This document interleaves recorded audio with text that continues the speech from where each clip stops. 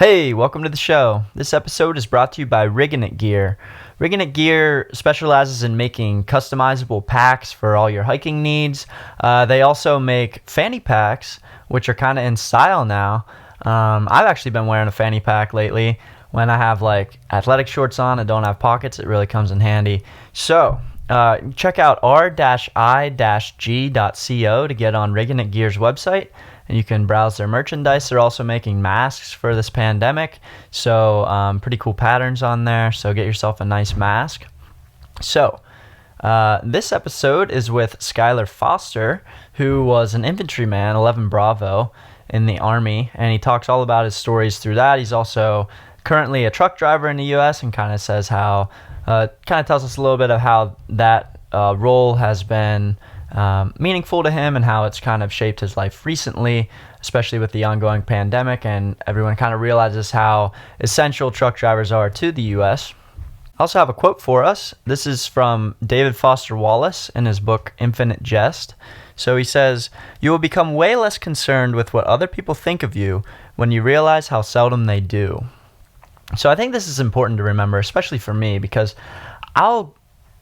every little thing I'll do, I always wonder like how other people perceive that and how other people take that. But it's really important to remember that, everybody's not really like scrutinizing your every single move. I know it feels like that whenever we have Twitter and people are getting canceled all the time, and we have, people are really arguing about everything right now, and you have to have an opinion on something. But I think it's important to remember that everyone's not really thinking about what you specifically are doing unless you're really provoking that. So I don't know. I think it was an interesting one, and there's a lot you can really dive into with that quote, but I think it's just important to remember that don't always get caught up in what other people are thinking, because half the time they're not even thinking about it. So, all right, we'll get on to the show here. We got Skyler Foster coming on, and I think you guys are going to enjoy this one, especially if, you're kind of like thinking about military, or you're interested in the military at all, whether that's like joining it or you just kind of think it's cool. He's got some cool stories and some good insights, so stay tuned. Welcome to Insights of All Trades with Cole and Nick. This is where we talk to people we meet along our journeys through medicine, military service, sports, education, and beyond. We hope you enjoy. Skyler Foster, What's welcome up, brother? to Insights of All Trades. How you doing? Good. How are you doing? Living life, man. Can't complain about a thing. Yeah, so you're currently working, you said, for a trucking company. Yep, Biss Transport in Millerstown. Okay. Yeah, Yep. tell me a little bit about that. And I drive a box truck right now. I had to get my CDL. I got it probably a year after I came home, and I haul Snap-on toolboxes around. So, I just deliver to all the retailers and stuff. It's my best job I ever had, man. Make good money. Love the road. Yeah. I can't complain about anything, brother. I feel like there's a lot of pride behind, like, trucking industry. Oh, giant. I think it's, especially with everything, going on in the world, being as crazy as it is, when, nobody was working, it was legit just truck drivers out there. So you're, in traffic, you're doing this, and, you're talking on the CB, and I'm like, yeah, you feel like you're a part of a team out there, even with the guys you don't know. It's very cool. Yeah, it seems like a pretty cool, community, basically, of people that, you may not even know, but... There's bad people wherever you meet, and there's guys that are CB tough guys, as they call them in the industry. I was just on 81 Friday, and 2 hours of traffic with a wreck, man. I just sat there and talked to the guy next to me. You just get on the radio. Oh, man, it's the coolest thing. We just joke, and it's like doing this every day. Yeah, that's crazy. So sometimes I'll see two trucks will be side by side on the highway and not letting people Bro, through. trust me, we hate it just as much as you hate it. Okay. I'm sure, because I'm home every night, so I think a lot of those guys are the over the road. It doesn't matter what they do. It doesn't matter when they come home, what they do. Me, I'm trying to go home, man. I gotta train tonight. I gotta see my wife and all this other stuff. But yeah, you see them and they get cussed out a good bit on the CB. Don't get that twisted. Yeah. So you said you started there about a year ago, or sorry, a year after you came back. I worked for Heller's Propane that was my second job when I came home, and I got my CDL through them. I didn't even have it when I started, and then I got that, and then initially just I found my way here through my wife's mother. So my Okay. mother-in-law, she knew my boss. And, dude, it's so cool because it's such a little company. It's not a big, giant corporation. And that's my big thing was working at Heller's. Any of them that I've ever worked at, it's very, corporate. You got do everything by the books, dude. There's 8 of us. Yeah. And we're all dudes, and we're all rednecks, and we all drive trucks. And so, dude, there's none of that. So, like, I go out, I operate how I want to operate, and I get stuff done, and I'm very good at it. There is something to be said about working for a small business where, you know you're not part of this giant corporation that's got I mean, hands in everything. knock on wood, whatever what I have here, I have a lot of it, actually. I never want to work anywhere else again. If I do, it will never be a big corporation because I feel I operate so well at this, man. Yeah. Like, I don't work with anybody else. It's me. It's the truck. The only thing that truck's temperamental some days, and some days I'm temperamental. But, dude, I don't have to work with somebody I don't like. I don't have to carry anybody's weight. It's just me and the road, and that is why I love it, and I always recommend it, man. If anybody loves driving, get your CDL. It is the coolest thing in the world. Okay, yeah, that sounds like a good gig. So a year after you came back, so talk a little bit about where you came back from, what you were doing. Oh, yeah, I guess we should jump in that. In 2014, I'm old. I joined the Army and was an 11 Bravo infantry guy. Went down to Benning, do basic training, all that fun stuff. Got stationed in Fort Bliss, El Paso, Texas, which is really not fun when you see where I live. This is where I live. I don't do desert. Yep. And then 2016, I deployed to what was supposed to be a 9-month rotation to Kuwait, just a normal, basic, every run-of-the-mill deployment. Ended up getting told we were going to go to Iraq, and then so I'm like all hyped up, dude.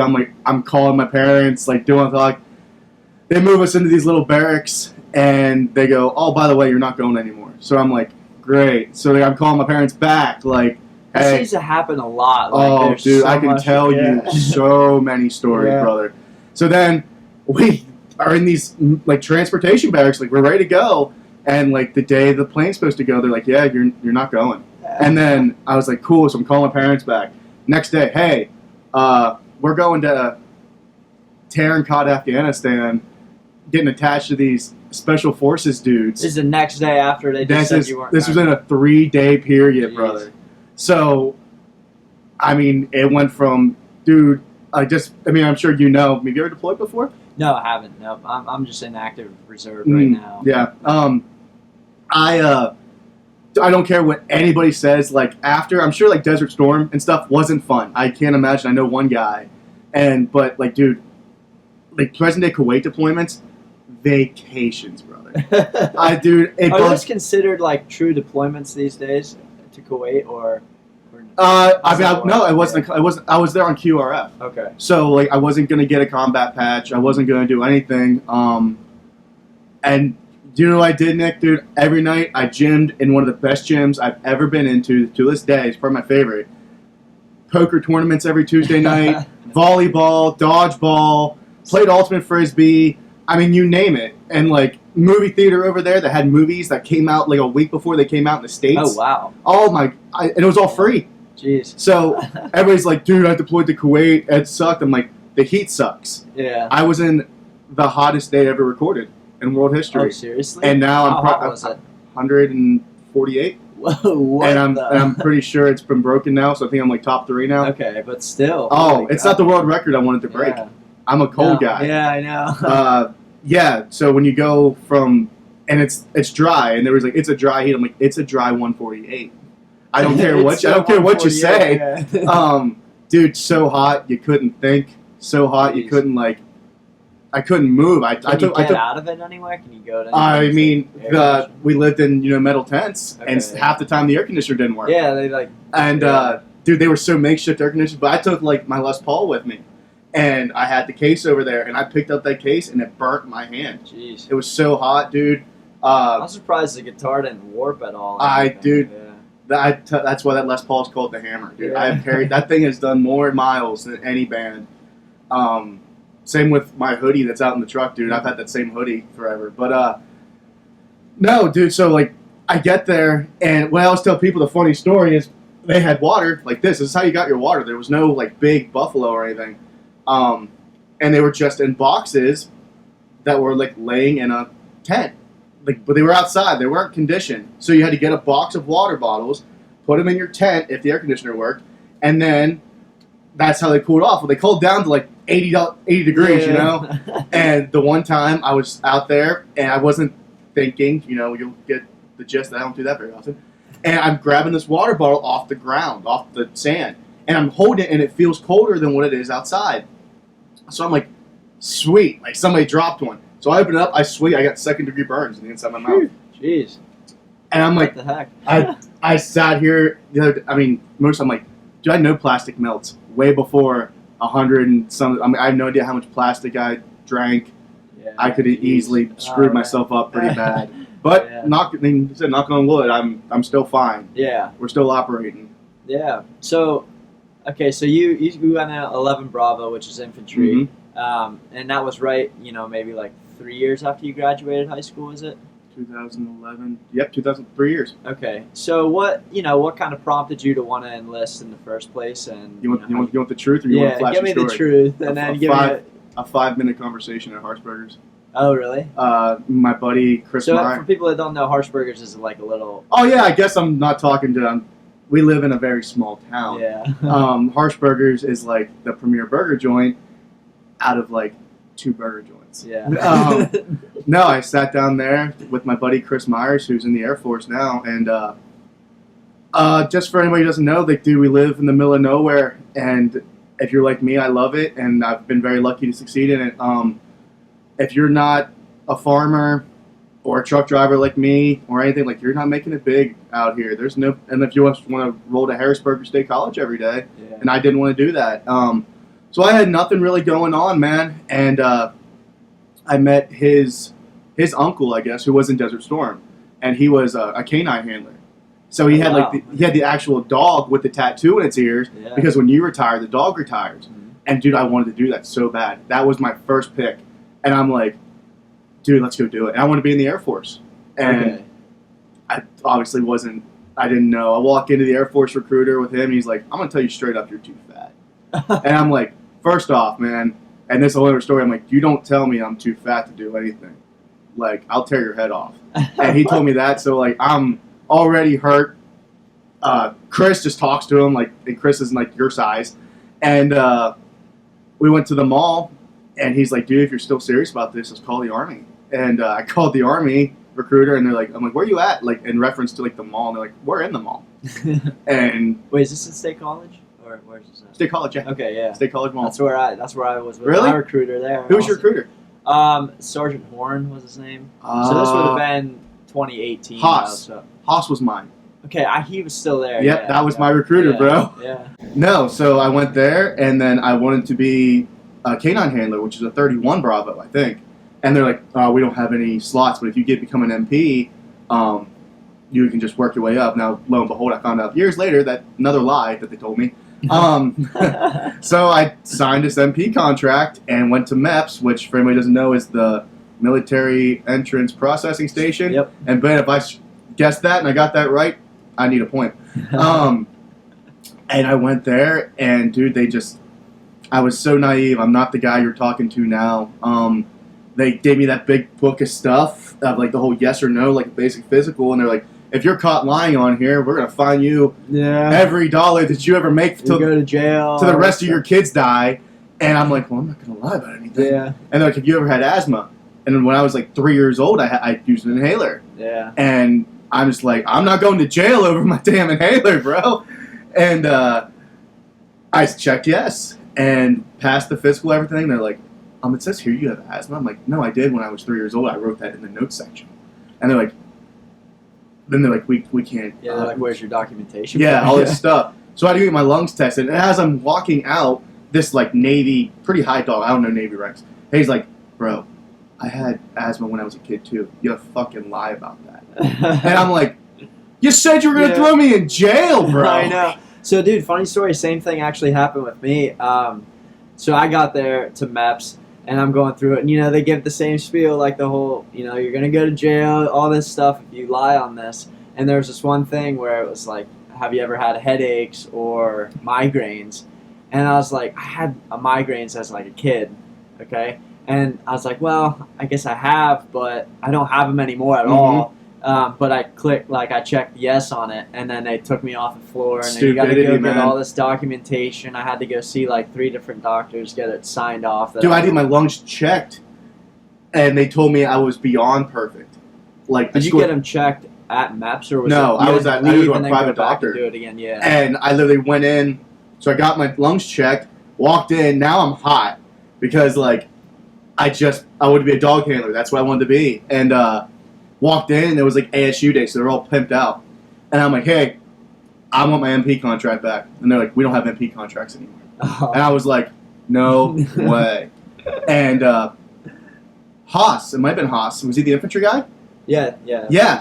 So, but he walked up to me, and he had his blue cord on and everything, and he's like, Foster, what do you want to do? Like, what do you enjoy doing? I was like, I buried myself. And I was like, I like lifting weights, hunting, fishing, shooting guns, driving trucks, being a fucking badass is what I like doing.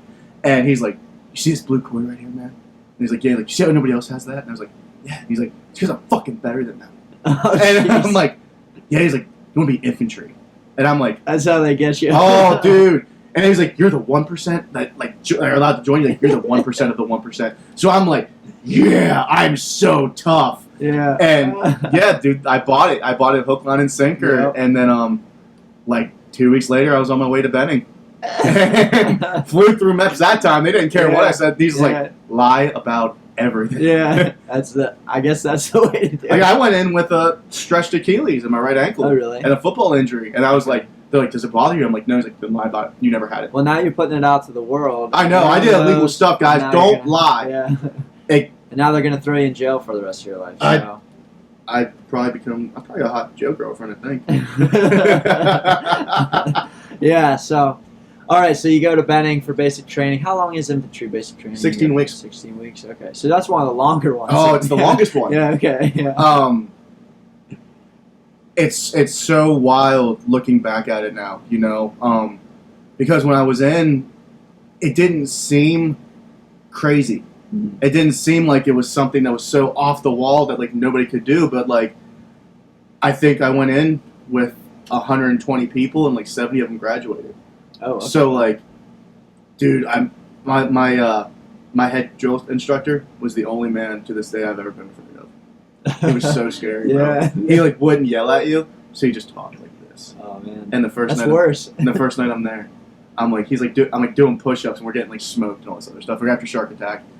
And 207 was my name, or my number, and he goes, yeah, 207? You think you're a tough guy? Because you came in here all big? You're not 207. I'm gonna fucking kill you. And I'm like doing push-ups like, is this dude talking to me? I saw him yell one time. To this day, dude, I got chills when he came in the room. He was so intimidating. Yeah.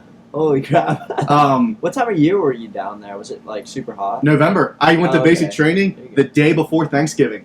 Now, you want to talk about a little bit of a trip? So you get shark attacked, which for anybody doesn't know is when your entrance into infantry basic training is when they pull the bus up. Well, I was so far away from the 30th AG or the processing station, whatever, that they bust me, but a lot of guys have to run. So right before my training battalion, there was this big hill, this big grass field, and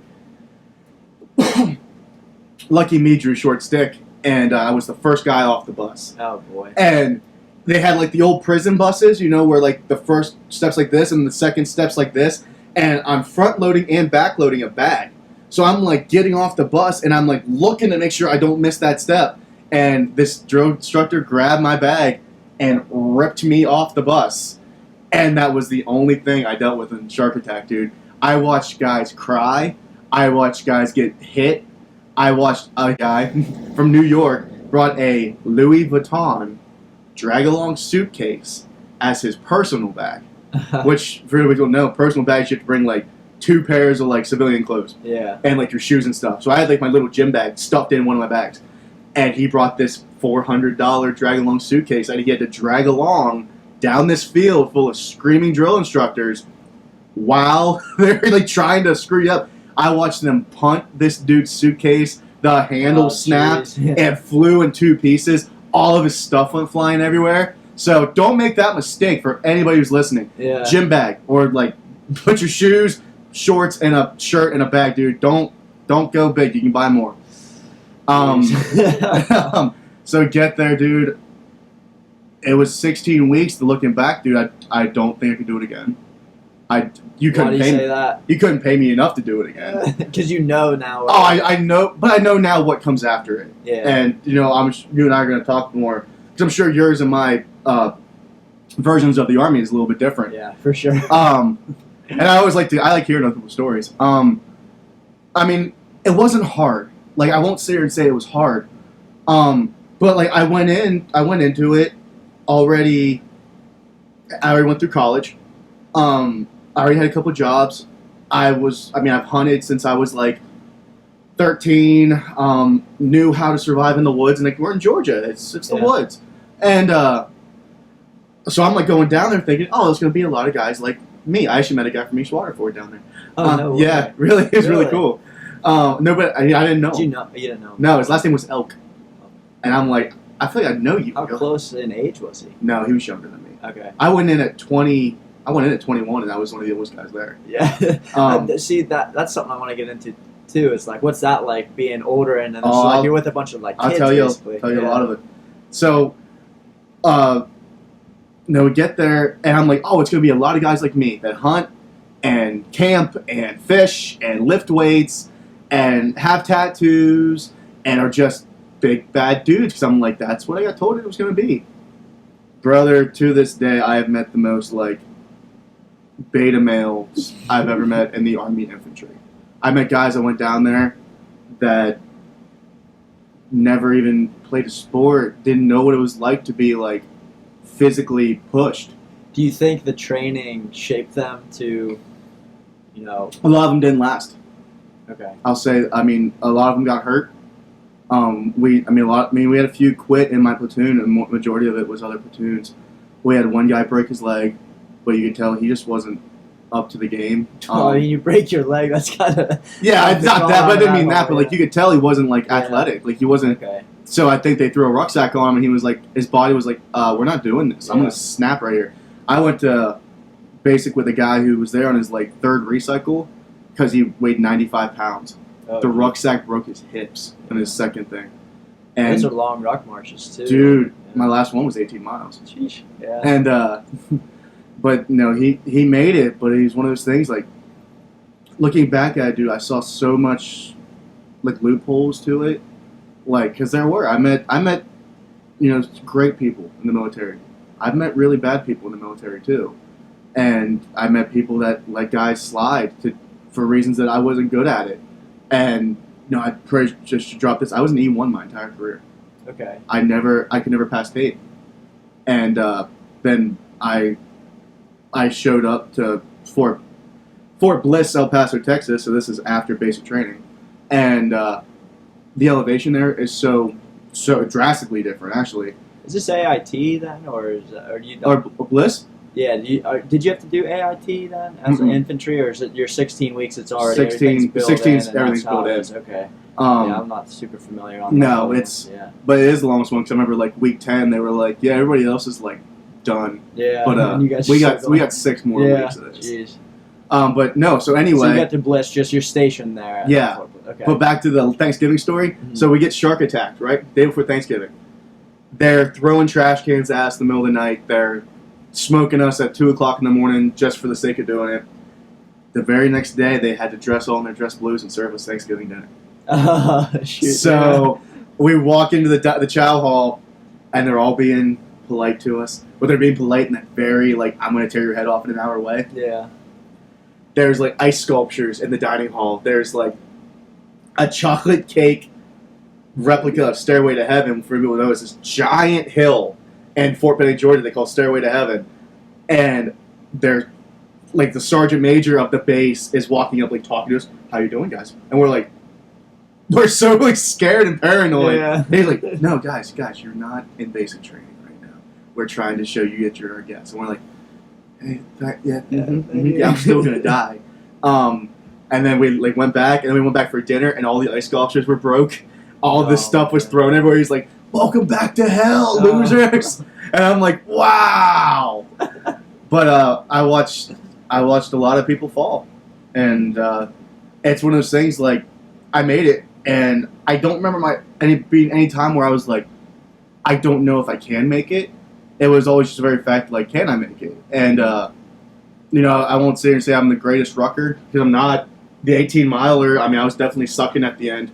I kind of had to have it do a gut check the last 100 yards or I wouldn't have made it. Yeah. And I watched a lot of guys not make it. I watched a lot of guys quit. And you know, people say, like, you should be proud of that. I'm like, it wasn't the hardest thing I ever even did, you know? And then you go to El Paso, and you kind of think, you know, I'm on a pace to train. The stupidity's done. No, the stupidity just started. And, you know, I was in a brand new unit. I was in like the first 10 people to ever be in this unit. Okay. And it was an armor unit too, so it's the first armored division in Fort Bliss. So we get there and it's automatic, like restart over, getting smoked, getting yelled at, doing all this crazy stuff. But the elevation there is so different, like you can't breathe, or you can't get like air into your lungs. So I failed my first PT test doing it. And they told me that it was a diagnostic. Well, they made it a record, and I failed. Man. So I was flagged like a weekend, bro. And then kept trying and getting better, and blew my knee out pretty bad. Not to the point, and you know, I don't know how you guys are. You know, being over there in the infantry, it's like, oh, are you dying? No, cool. Then guess what? You're going back. Like, put your weakness in your pocket, and. So I never got it checked, and my knee would like snap and crack, and all of a sudden I realized like I couldn't run fast anymore, and then like going to get checked out like 2 years into it. Now I'm flagged for 2 years, by the way. I'm supposed to be kicked out. Yeah. The only reason I'm not is because me and my first sergeant became like best friends, and he's my brother. I go to there like, dude, go get your stuff checked out. Dude, my hamstrings had tendonitis in them so bad they were wound tight. They're like, dude, your hamstrings were never not flexed. And he's like, your kneecap's supposed to like kind of play. He's like, your kneecap has no play. He's like, you've been running on this. And he's like, yeah. And I'm like 230 pounds, you know? And they're like, yeah, you're not doing that anymore. Jeez. So did you get like a profile then? I got a walking profile. Okay. The last like thing that there was a walk. You gotta call me like, oh yeah, you're walking with the pregnant chicks, aren't you? And I'm like, I ain't gotta run, dude. I hate running. Yeah. Jenna, my wife's a 5K runner. Okay. And she's like, dude, you want to go run a 5K? I'm like, no. Do you want to go deadlift 500 pounds? Because I can do that. Yeah. Like,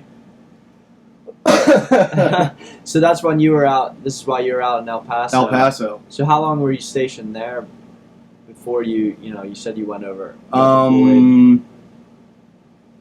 got to El Paso in May of 15. So about a year. And then for that, so what are your like job duties as an 11 Bravo when you're stationed in garrison like that? anything and everything. You want to be a janitor, you want to be a mechanic, you want to be anything. And we were in an armored division, so we had Bradleys there. And I started as obviously a track. So explain what a Bradley is for everyone. It's a very small. Sorry. Say hi, Wink. Bye, Wink. It's a very That's a cat, by the way. Yeah. For anyone on Wink's a cat. A one-eyed cat. A Bradley is a very a miniature tank, basically. I couldn't explain to you any better because I didn't like them. Yeah. It looks like a tank just on a smaller scale. And I started as a Bradley driver, and then turned into the first sergeant's driver, which is why me and him became such great friends, and then turned into a rifleman. But it's a lot of training. I should say, is it just constant training? And when I say training, I'm going to be real with you here, Nick. When I say training, I've shot more live rounds out of my 30-06 in this room than I ever did my M4. Yeah. So for us, we get way less, rifle training than you guys. Now, do you guys carry 16s?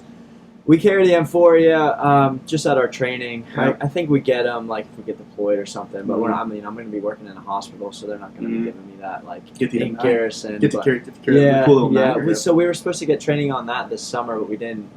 But as far as the M4 goes, we got last summer I was at Fort Sill. We had Oklahoma. Oklahoma had like 1 or 2 days with the on the range, if that, and you get to shoot like 30 rounds.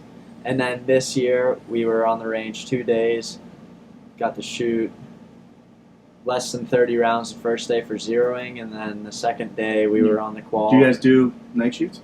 No. Yeah, so I'll tell stories about that too. That's a lot of fun. It's a lot of air runs, and especially when it's a lot of room clearing. Now I like room clearing. I thought it was a lot of fun, but like it was like, oh, you're gonna shoot, you're gonna qualify. Well then, like I can shoot as good as I do to kill a deer, and then 6 months later you're gonna qualify again. Yeah. There was no shooting in between that. Yeah. And then they were like, oh, here's this mag full of blank rounds just to get your feel of it. I'm like, I don't want to shoot blank rounds. Yeah, I don't know what I'm doing. So, and then training was a lot of doing what we're doing, bro. Yeah. And when you say what are my daily tasks, what we're doing right now, like I told people all the time, bro. Like, here's a question for you: if somebody asks you, what should I do before I join the military? What do you tell them? Like, would you tell somebody to go to the military out of high school? No, I would think you'd probably want to explore a little bit of the world first. Not like necessarily traveling, but like, understand what you think you want to do. I mean, if you're really gung ho about it, you're coming right out of high school and you think, this is definitely what I want to do, then go for it. But I think it's something you need to kind of sit down and think about for a while before just jumping right into it, in my opinion. But I will never tell anybody to go to the military until they have a real job, like an actual civilian job, because there's a big difference between having a job out here that you don't like, and then you can look, hey, there's this, hey, there's that, hey, I can quit. Like this dude who and I just don't connect. I'm like, I can quit, I can go somewhere else, it's not a big deal. Dude, I hated the military.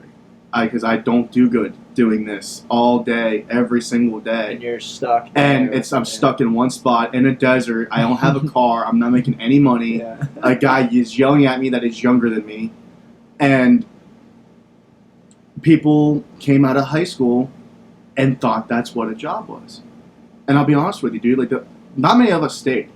Yeah. All my friends, my other friends know 35. So we were old man one and old man two. And he, went through college. He's like, dude, I tell these people all the time, like, this is not what a job is.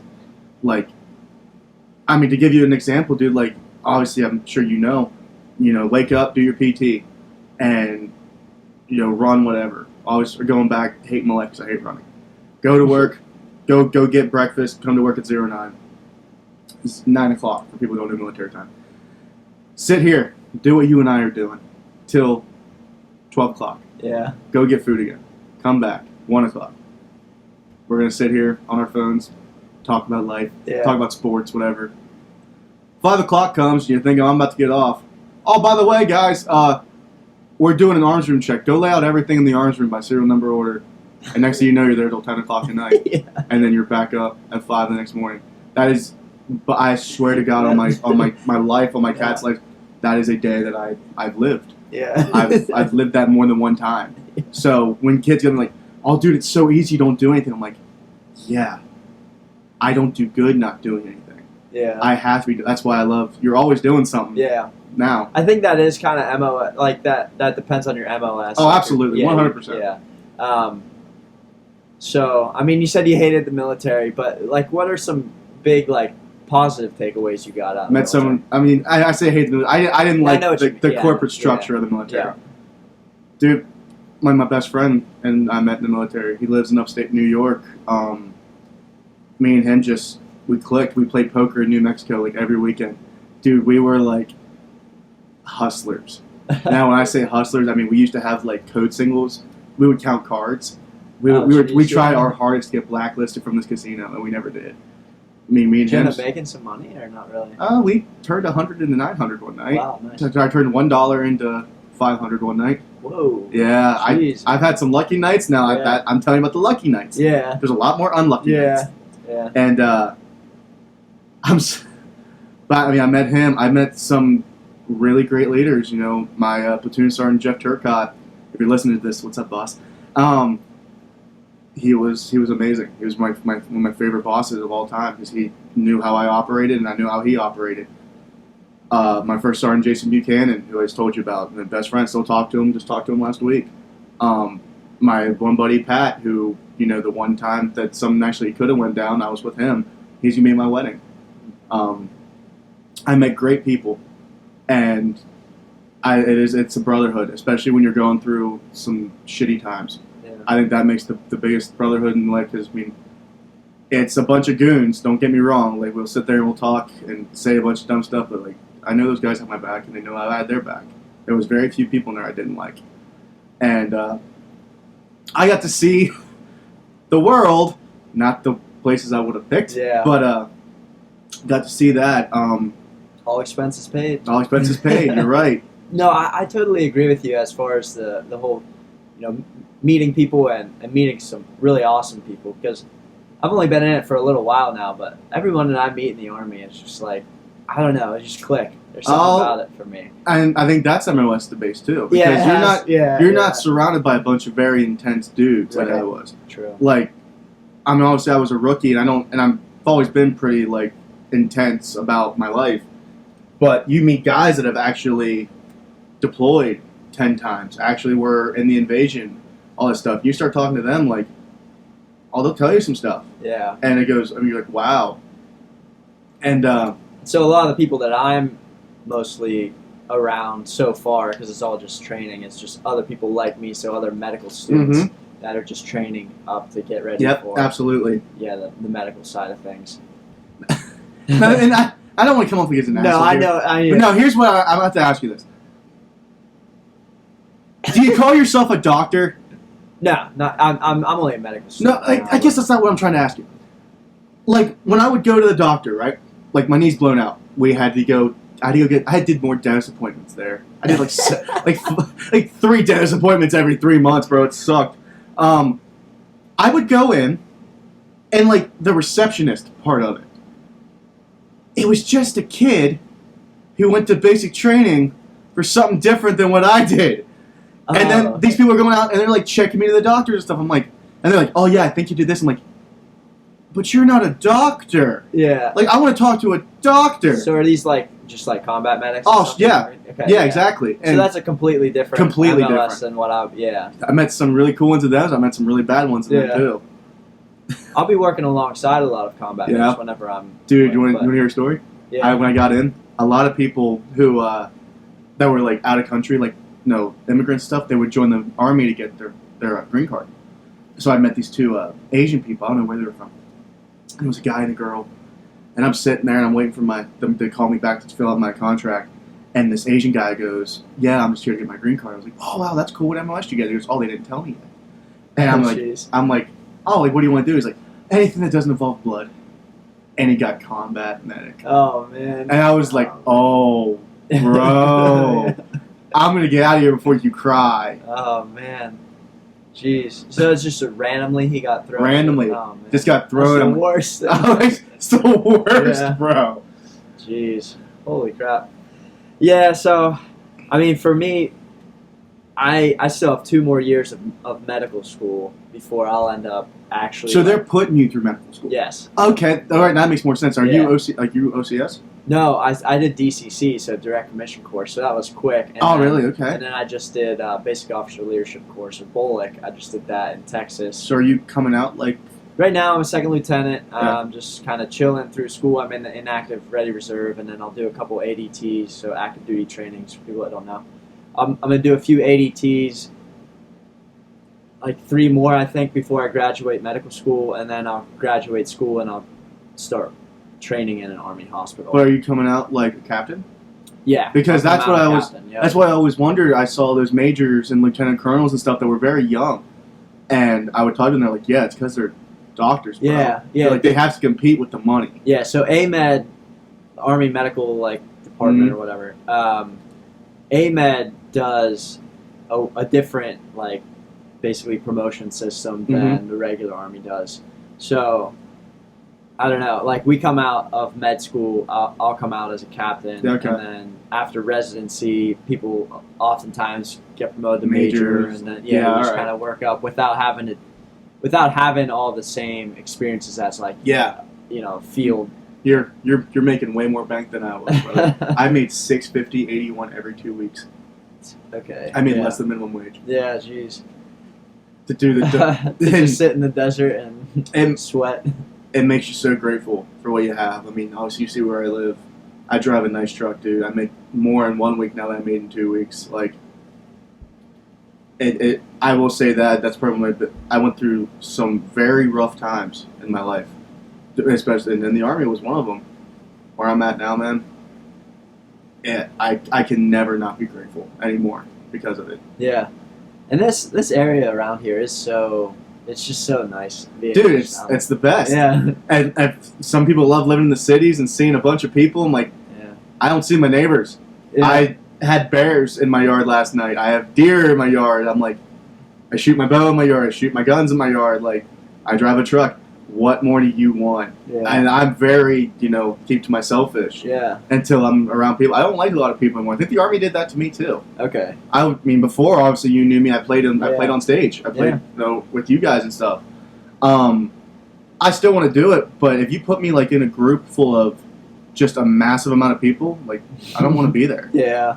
Like we went to the outdoor show, me and Jenna last year, and I'm like, I went in there, and I was like, this sucks. Like there's too many people, and you see the world now, dude. People are stupid. I'll go on the record for saying that on YouTube. People are stupid. Yeah. I'll agree to that. And so you see that, and you're seeing people doing people stuff. And I get super irritated. I want to go, and I want to be up here with my woods. Yeah. We just went to the beach 2 weeks ago. Went to Delaware and came back. I'm like, I miss the ridge so much. Yeah. So no, I agree, dude. But I'm so thankful and grateful for what I have now, and I credit a lot of that to the Army because I went through some very dark, bad times, bro. Yeah. Jeez. And If we go back to your Army stuff, so you're in Fort Bliss for a while, Mhm. right? And then you said you kind of found out that you were supposed to be getting deployed, and then they pulled that from you. when we went to Kuwait up there, we were there for 3 months. And it was Okay. supposed to be a 9-month rotation. Apparently, it's just one of those things that like somebody's always there, Yeah. basically, just for QRF, which I don't know what QRF stands for.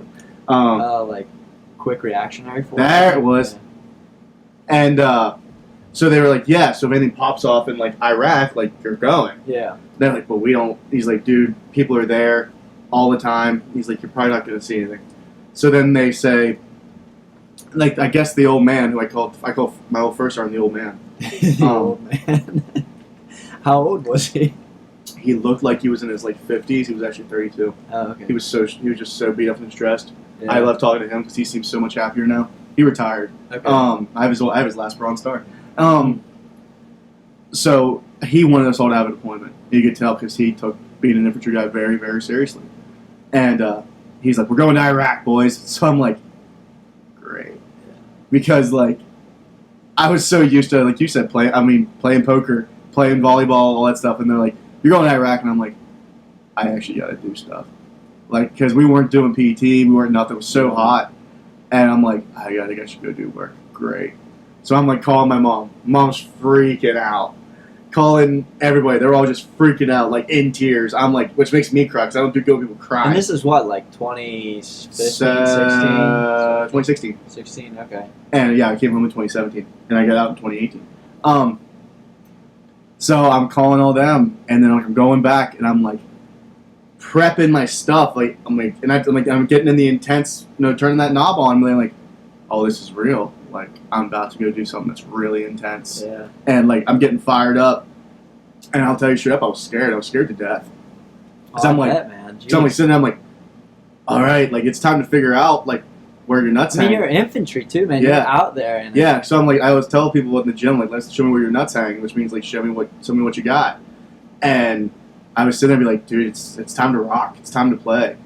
And I'm, like, talking to the old man. I'm like, what are we doing out there? And he's like, oh, they had this and this, so we're just going to be out there looking for this. And I'm like, that doesn't sound so, like, intense. So, like, I'm kind of calming down. Bird's supposed to land the next day. The bird is the plane or the helicopter. And they're like, change of plans, guys. Somebody else took that job. You're not going anymore. So now I'm like, went from a 10 down to a 0, hard crash. I'm like, cool. Do you want to go to like the DFAC and like, get food? And so I'm like walking around, getting in there, and then they're like, everybody back here now. And like stupid group text, so I don't have to deal with that either. Yeah. So I'm running back. Change of plans, boys. And I'm like, oh, they're just going to tell us that. We're going to go get attached to special forces in Afghanistan. And I'm like, that wasn't even in the playbook, brother. I never studied that one. Yeah. And then he's like, yeah, we landed in Bagram, which is a giant base, very nice, some of the best food ever. And I'm like, I gave my poor mother a heart attack. I don't know how she put up with me. I'm texting my mother, hey, we just got the Bagram. We're leaving tomorrow to go to Kandahar, which is where we did rotations out. The day after we left, somebody blew up the USSO. Somebody walked in the bomb and blew it up. I'm calling my mom. She is hyperventilating, panicking. And I'm like, oh my God, dude, I'm not doing it. Yeah. So we get to Kandahar, once again, very pretty place, very good food. Gym was cool. So what kind of food are they giving you over there? Anything you wanted, brother. Anything as much as you wanted. Wow, okay. Dude, they had like a guy from like the Food Network in. Like, dude, I'm not even lying to you. Like, he would just make this like really great food. And they would give you as much as they wanted, and it was so cool. And they're like, yeah, you're going to Tarankot. And I'm like, oh, where's that? And they're like, it's an airfield out in the middle of fucking nowhere. And I'm like, and there's no electricity, and there's no... What are you supposed to be doing there? Tower guard, because, like, bad guys are right there. And, like, I'm like, they're like, yeah, they, like, get airstrikes on them all the time. And I'm like, oh. So now I'm slowly getting back up. So, like, I'm figuring that out. Our first night out there, I'm out there, I'm, like, my nerves are just so bad. We get there at night, put our nods down. For people who know, that's the night vision devices. I don't know what nod stands for. Night optic device sounds right. They do outgoing from this base, outgoing fire, so they shoot back. Well, and when you're under the night vision, it picks up every little bit of light. Mm-hmm. So I'm walking, legit, first night in this place where I think I'm going to die. I'm walking, and I see this little flash out of the corner of my eye, and I look to my left, and all of a sudden, boom! A mortar goes off right beside me. And I swear, I jumped out of my skin, bro. Dude. And people are like, you're so scared. I'm like, oh, you guys knew that was happening, didn't you? No, you just let me take the brunt of it. Dude, scared the living hell out of me. So then, how close was it to you? Oh no, it was wild. It was us shooting at them. Oh, so it was like up on this mountain, but dude, the concussion hit hard. Oh, and it's like, again, first night, it's like midnight. So now I'm walking around, once again, nods. I'm hearing like Afghan prayer go over these loudspeakers because we were right beside this Afghan base. Afghan prayer go loudspeakers, which is creepy as shit, by the way. Firefights beside me. I'm looking over, I'm seeing tracers of bullets flying. People yelling and screaming. I'm like, virtualized, like getting like panic attacks. I'm like that bad. I'm like, I'm gonna die. I'm gonna die. I'm gonna die. And it just became normal. Like legit, every night I would watch a firefight. Really? But it was like, so we were inside an Afghan base with these guys, right? And then we were like doing towers around them. So that's how we were doing it. And then on the outside was like the bad guys. And but there were other towers like farther away from us. So like we were like the second line of defense. And every night, man, 50 cows just tracers everywhere. Walked up to them one time, they were so high. They used to chew opium hash. Oh, yeah. And I would walk up and they'd be like, you want some? And I'm like, no. No. And they were like, I'm like, what are you shooting at, guys? And he was like, we just thought it was a rock. And we thought it was a person. It was a rock. And I'm like, you guys are... Jeez. But you're sitting there watching that thinking these dudes are so high, all they have to do is this. Yeah. And like, Seriously. You're smoked, you're whacked. Yeah. And man, I watched a guy walk around on fire one night, watched an RPG hit this dude's tower, and I watched this little ball walk out, and I'm like, what the hell's that? I took it up, and this dude walking like he was in a Metallica concert. On fire. I was like, wow. Watched the guy drive a truck off of...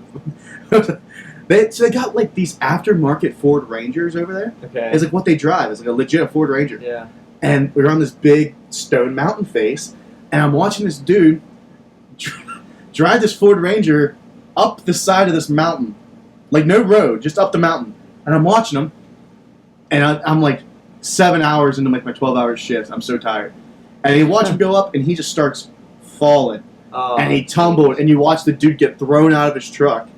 And I'm sitting there, I'm like, going to the radio, I'm like, guys, I think that dude's dead. Did anybody go up and like, nah? Dude, they didn't care. Yeah. Nobody cares. It's when people, and not to get off topic, like when people bitch about this country, it blows my mind because you've never been there. When like you've never been outside this country, don't you ever tell me how bad this country is. Yeah. I don't care what you say. But yeah, so I went to that, realized I hate camels, like live wild camels. They're not the ones you see in the circus. They're big and they're ugly and they stink. And I was like, I saw a couple of them. The guy's like, "Do you want to ride my camel?" And I'm like, "No, I don't. No, I'm good. I'm good, brother." He used to give me. Jeez. He used to give me. Do you know what naan is? Oh, the bread? Yeah. Yeah. Do you know how they make it? No. They mix it with their feet. Oh. Now I am not a picky eater, dude. I will Yeah. eat anything. And this guy comes over and he rips me this big. I mean, this bread's Yeah. big, and he rips me a chunk of bread, and I'm eating. I'm like, dude, this stuff is awesome. Yeah. And they're like, do you know how they make that? And I'm like, no. He's like, dude, they train them with their feet. And they have this big thing, like they That's wash not their. just somebody wasn't just pulling your leg. No, they wash their feet more than they wash anything else. And I watched them make it, and I was like, who gives a shit at this point, man? It was so good. Oh man. That's crazy. How long did it take you to get adjusted to being there with firefights going on and mortars being like? I think if I was with a different.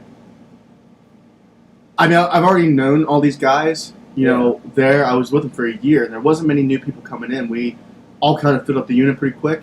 So the guys I was with really made it help because, like, there's guys that, you know, are very intense like me, and, like, I can feel shit very intensely. And there's other guys that were so laid back about it, didn't care, and I think hanging out with them, and they were just like, oh, yeah, well, it's not us. Yeah. Like, what do you care? Okay. And so if it wasn't for them, I don't think I would have handled it near as well. Yeah. To be honest, I look back at it now, I'm like, dude, it was nuts, real bad, and it wasn't even bad because they said that place is like real bad in the summer. We were there in the winter, Okay. and they're like, if you weren't there in the summer, like a lot of you guys probably would have died. Sheesh. We got like 7 mortars dropped on us. I think 3 of them I was asleep for. Not the best way to wake up, Nick. No, definitely would not be. And you hear the whistle of it, and then. I heard one. Okay. I heard one that I was awake for, and the other ones were so far away. Yeah. And because Afghans suck at aiming, I'll say that right now too. And I was awake for one and walking, and I heard the whistle. Okay. Jeez. Nobody, like I said, nobody died. Yeah. None of Well, my that's friends. good. Yeah. Yeah, exactly. I don't have to walk around with that. And I feel very heavily for the guys that do. Mhm. So that's why I can tell you this. Like, I had, on a scale of 1 to 10, I probably had like a 6 deployment. But man, there's guys that have had 11s and 12s and don't ever let them. I've talked to guys like in the invasion. I talked to a guy out here in going up with Licking Creek who was in like the very early stages of Vietnam, and he'll tell you stories, and they'll always go over like, "Yeah, man, we're combat veterans." And I'm like, "No, we're not. Like you and I play on a whole different team." Like so that gets hard, but like I can sit here and tell you all those cool stories Yeah. because I can just say I watched a mortar. I didn't get hit by one. Right. Yeah. But yeah, waking up to one's not something I'd recommend to anybody. No. Yeah. I don't imagine that would be a fun time. No. Yeah. My buddy Randy was from New Mexico. He's like, Foster, did you ever think? I was like, what? He's like, they really suck at what they do. He's like, because we were asleep in one spot and they missed us by like 100 yards. He's like, we shouldn't have woke up. And I was like, yeah, you're right. And It's pretty heavy though. Like, there's been a lot of guys, and you always hear the stories about like the big bases when they have mortars, they have to put this big siren off, and you always hear stories about like these guys that no offense, but like other FMSs duck at our table as an infantry guys playing cards and stuff. I did that. Oh really? I was in the middle of a poker tournament with my buddy Pat. We were the last two, and the siren went off, and people started jumping and screaming at dining tables. And we sat there and played cards while the mortar siren was going off. So, it I mean, it is heavy. And it's heavy in a way now that at least I get to be cool with it. Yeah. Because it made you understand that's all you got. Yeah. If any of this would have been on target, it's not. It's that. It's not. Yeah. Oh, tell my blah blah blah blah blah. It's very quick. And now that I'm doing this, and you see all these people with this whole pandemic and stuff, I'm like, when you die, you die. Like, you don't get to pick when you die. I mean, knock on, like, I could leave out here in my truck, hit a pole, mom, I'd be dead. Mm. So why would I sit here and live in fear of anything? I lived with no fear over there, man. Yeah. Once I got that butterflies away, dude, I wouldn't fear nothing. I don't fear anything now. I think that's a pretty unique perspective because, obviously not many people have been through a similar experience. Mm-hmm. Absolutely. So it's hard to actually take on that perspective. Absolutely. As just a normal person. Mm-hmm. And I mean, as you can see me, I have tattoos on my hands. Like, I'm kind of living my life now, just like any day. I mean, any day you can die. Yeah. I mean, it's fun prepping for stuff, but like at the end of the day, I'm very intense with what I do. But no, you're right. Not everybody's like that, and I'm finding more and more out that there's a good way and a bad way not to be like that. Yeah, because you don't want to be so callous, and you don't want to have it to the point that people are dying unnecessarily, Mm-hmm. right? Like, no, absolutely, I get that. Yeah, but at the same time, like. But you can't live in fear of it. Absolutely, your whole life, living in fear. I don't tolerate it. I don't tolerate a lot of things. I don't tolerate stupidity. I don't tolerate weakness. But like, there's a big difference what I call weakness and what we're calling that. Like, if you want to live in a hole for the rest of your life, you and me ain't gonna get along. Yeah. And if you're like, a lot of people do have reasons to be afraid in this. I'm not gonna lie, but I'm like, I've been in worse. I've been in stuff I could see. Yeah. So I'm like, I've worked this entire time, never off, and I'm like, I've been through every corner of the state since this thing's been going on. I'm like, I never got sick. I never died. Yeah. And I'm like, at the end of the day, that's all I can control. And I always say, and I'm pretty on the record, I always say, like, take care of you and your people. Nothing and no one else is or ever was your responsibility. Period. And that's how I live now, man. It's so, but I'm so much more at peace with it because and off the bat, dude, I grew up bullied. Like back when you met me, I guess when we played like Mayday and stuff. Yeah, so I would have been a freshman when you were a senior. I guess. So I'm just coming in. Yeah. And you're on your way out. Yeah, that was like me peeking out of it. Like me, freshman, dude. I got punched in the face every day. I was fat. I had no motivation. I had nothing. Played football. Was never any good at it. Was just out of shape. No self-confidence. Nothing. Sophomore year, kind of same thing. Junior and senior year, I actually started playing. I started on the football team. I just became better at that. Still was, very bottom of like the local totem pole for say, like nobody. I didn't have a lot of friends. I didn't really care, and it screws with you, man. Depressed, all this stuff, and that's tough going through that as a growing kid. Like that's not something you want to go through. Looking back at it now, like I wasn't me. I didn't have that attitude like I just told you about. Like I don't really care. Because now I don't care if people don't like me. There's a lot of people around this town that like me and some that don't. I don't care either way. So then I got out of that, and then I wanted to go to college. Actually, you know what my first pick was? College? No, when I got out of school. Oh, okay, yeah. I was either going to move to Nashville and try to become a big music star. Wasn't that good. You always saw me play. Or I was going to become a pro wrestler. That was legit my second option. Oh wow! And like up until I was like, where'd that come from? I loved pro wrestling when I was a kid. Back when it was actually worth watching. It sucks now. Like Stone Cold Steve Austin. I model who I am right now after Stone Cold Steve Austin. I walk like him. I talk like him. How do you even get started in something like that? There's just schools. A lot of guys, you go to school and then you get picked up. Sorry if you can't hear us, guys. Yeah. Or can't see us. Yeah, the cat knocked over. Yeah, sorry about that, guys. No, yeah, we got another one rolling. So. But we you go to school and then you get hired. Like you see those old school like promotions that are in Lewistown, Yeah. where it's like you staple it on the thing, and you do that, and you pay your dues for years and years and years and years till you get picked up by somebody worth talking about. And I kind of didn't want to do that, Yeah. and then It's a long grind. yeah, lot of grinding. And then my mom was like, you like lifted weights when you were in football, and I did. Football kept me in shape. Why don't you go be a personal trainer? And I was like, yeah, I could do that.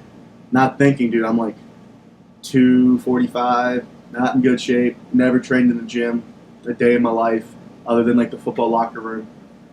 Walk into Keystone Technical Institute, which is no longer there. Oh, it's not? No. What is it? It's just So gone. Nothing. Yeah, Took it over. dude, they screwed so many people. Oh, man. It was such a bad place. Now looking back at it, from knowing what I understand about business and knowing all that stuff, it was so bad. I walked in there, and there's me and 3 other dudes. I'm gonna lay it out for you. There's Jared Bausch, who is like 6'3", 245, jacked, like Mr. Pittsburgh, like yeah. gonna be great. There's Jordan Rosario, who's like 205 shredded, and then there's Anderson Beamer, who was who was like 215 shredded, and then there's me, who's like this fat, slobbish, out of shape kid. So these are all gym bros, and then there's me, and I got thrown into the fire real quick, and I was gonna have to figure out, because I don't like quitting or anything. So I was like, I'm gonna do this even if I don't like it. And then I started training, dude. The gym changed my life. I have a 45-pound plate tattooed on my Oh, wow. thigh because of it. I mean, So this is right out of high school, basically? Or yeah, Yeah. like a year. I graduated in 2011, went in 2012, and I went in 2000. Like a month after I graduated, and I graduated late 2012. So you say the gym changed your life. How did it change your life? What did it do for you? It's hard to explain it because there's different ways to skin a cat, and we talk about this all the time. Yeah. Some guys do CrossFit, some guys do lift heavy and do all this stuff. I was training with 3 guys who wanted to be bodybuilders, and at first I didn't want to be one because I didn't think it looked cool being like just giant and swole. But they were trying to they'd walk in every day, benching, squatting, deadlifting crazy weights, and they would tell me all the time, like, if you're gonna fit in, you're gonna do this. And it was the first time, and I think it was part of that young scared kid that I wanted to fit in. But I mean, it's gut check, dude. You pick up some serious weight, and you know this too. Like, you gotta be in a zone. I can't do what you and I are doing right now, and then just go pick up 500 pounds. Right, yeah. Like, I have to compress and like analyze everything going on in my life to find that one thing that's going to make me snap, makes me able to do that, which is an incredible feat of strength. I'm pulling 5 right now. I'm squatting high 4s, almost into the 5s, and that's me being out of the game. It really let me take out that aggression. And I always had music as an outlet. Obviously, when I met you, it's cool, but it's not the same, dude. Being actually able to physically grab a bar and want to rip it apart, there's nothing like it. And not everybody can do that. I love doing stuff that not everybody can do. Yeah, absolutely. I've based my life off of it.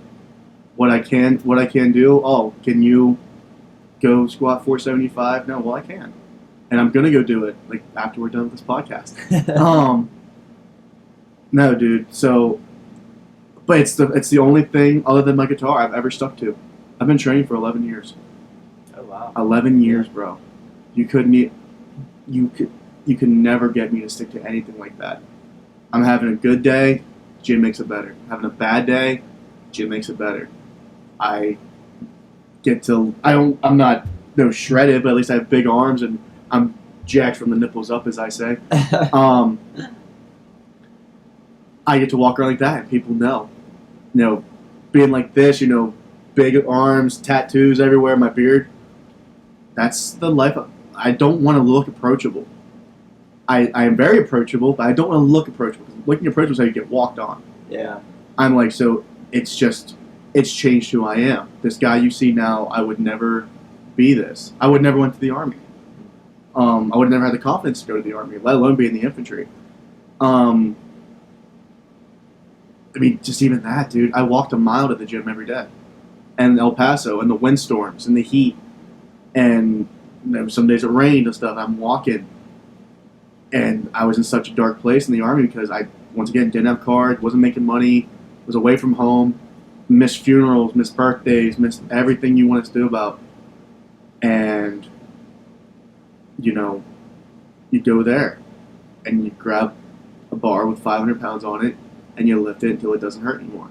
Yeah. And that's exactly how I did it. And I buried a lot of demons under that bar. So, if you guys are listening right now, if you guys like don't know what to do with your life or what like direction you want to go to, I'm telling you right now, if you guys aren't like in a gym or being in an environment or being around guys, you know, like me and Nick, who are, I think, very driven people. I mean, I'm pretty driven. I know you are too. You gotta surround yourself with people, man. And there's a lot of great people. You find a good gym, a lot of people in there will help you out. A lot of people in there will tell you how to do it. And when you can change your life, both physically, mentally, everything, it opened up a lot of doors for me, man. And it still does. I mean, I still get to train for meets if I want to do one or do a bodybuilding show. I always wanted to, but don't think I'm built for it. It is the most challenging, most rewarding, most irritating, it's an amazing thing, dude. It made me who I am. Heck yeah, man. And I fucking love who I am, man. Yeah. So let's touch on one more thing. Then. All right, let's talk about your music career and past so far. So you started, when I met you, you were playing guitar on stage for May Day, which is like kind of a quasi-talent show type thing at our school. This was back in high school. So how long have you been playing guitar, and what's that done for your life? 14 years. And I'm not very good at it. I don't know. I picked it up to honestly get chicks to like me. I think the basis of why any guy picks up a guitar. Probably. And sounds accurate. Yeah. Obviously, the two I have in now are the best guitars I've ever had. I sang on stage before I even played guitar. I used to do like the fair show, which is like this little stage we have at the fair here, and all the other little ones that were around here. Just never. Once again, I was just never good at it, and I think the worst thing you can tell me right now is I'm good, but I'm not great, because I'm going to go into a hole. And guys would tell me like, "Oh, you can sing, like you can play, but like you're not good enough to win it." And I always hated that. You find that as motivation to...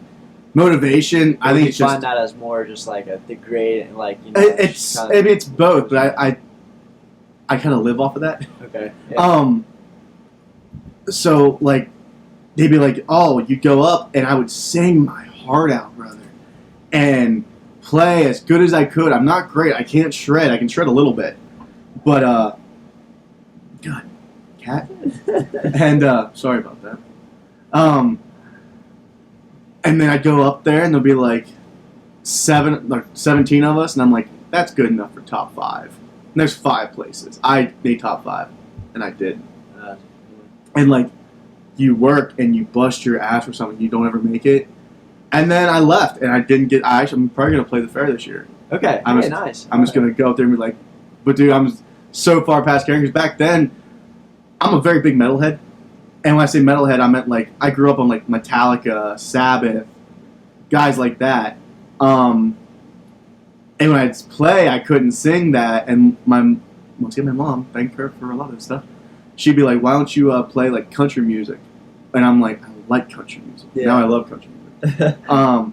So I'd be singing like Toby Keith and stuff like that. I'm like, this isn't me. And I'm like, if I ever go You're not back, putting your heart and soul in. yeah. I'm like, if I ever go back, if I go back this year, I'm like, oh, I'm playing like some ballsy stuff. Like I'm gonna play some like purebred American music, and then I'm gonna sing just pure. I'm gonna play Black Sabbath for you. Yeah. I'm gonna have the time of my life. And if they don't send me, if I ain't good, I'm like, guarantee I had the most fun up there. Yeah. Because nobody up there is gonna touch me. It was kind of crazy how many people in our school had, like, I guess almost like a passion for music. Mm-hmm. Regardless, we're all different skill levels and different, like, tastes, but... Clarissa Perez, to this day, man, one of the best voices I ever heard in my life. I got to sing with her one time in chorus, man. She was a sweetheart, and she could sing her ass off. And for a small town, there's just a lot of... For such a small town, and, I mean, you grew up around here, man. Yeah. I think passion's driven into this town immensely. You gotta have passion for what you do, you can't live here. Yep. I love this town. I left and came back, bro. Yeah. I wouldn't come back to a place I hated.